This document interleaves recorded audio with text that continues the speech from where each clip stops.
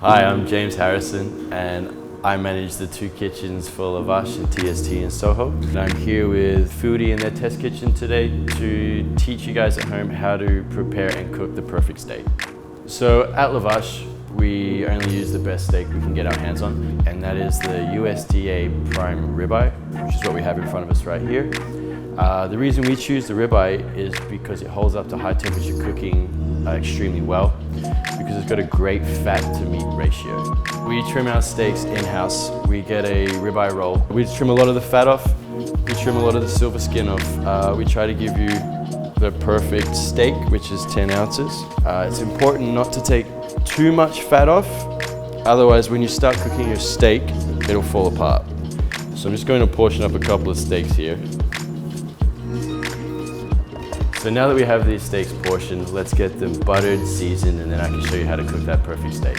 We season our steaks with a ton of French butter, salt, and black pepper. We go pretty heavy with the seasoning, so you should too. This is gonna get really messy, so please don't be afraid to use your hands. Rub that butter onto the steaks.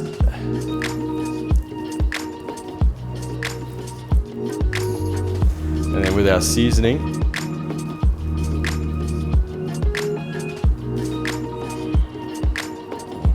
start up high and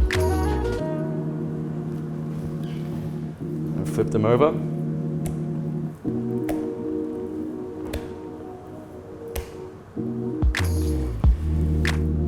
And repeat. So we have our seasoned steaks, we're ready to cook.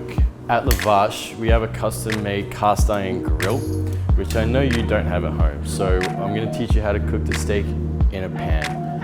What we have here is a heavy base non-stick pan. Make sure any pan that you cook with at home does have a heavy base. That's what you're looking for, not a light, flimsy pan. In our pan, we have a small amount of olive oil. We're just waiting for it to heat up. All right, so we've got our pan here, it's nice and hot. The best way you can tell is you can see the smoke starting to come off it. That lets us know we're ready to rock and roll. So we'll take the chuck end of the ribeye, put it in the pan. Make sure you place it in gently and away from yourself. And you can hear that sizzle, that's what you want to hear. Now this will take around about 2 minutes for the size of our steak that we have today. Now what we're looking for here is a really nice crust and a good sear on our first side of the steak. You can give it a little pat to make sure that all the surface is touching the pan to get that perfect crust. Now, I like to rest my steaks, so what that means is for a 2-minute cooking time, we'll need to rest it for about 45 seconds to a minute.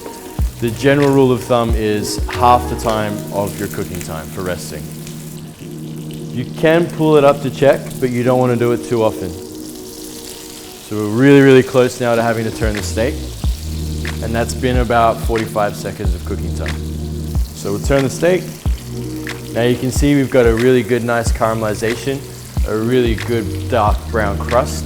We're looking for that crunch, that crispness of the crust when you bite into it. Now a good way to tell that you're coming up to medium temperature is you'll start to see a lot of the fluid from the meat rise up and pool on top of the steak, almost like it's sweating. So you can start to see that the steak is starting to sweat, especially around the eye area of the beef. This is letting us know that we're pretty much at medium. So I would take this out of the pan and set it down. And we'll let it sit there for 30 seconds to 45 seconds. Now that we've rested the steak, it's time to carve it and then start plating.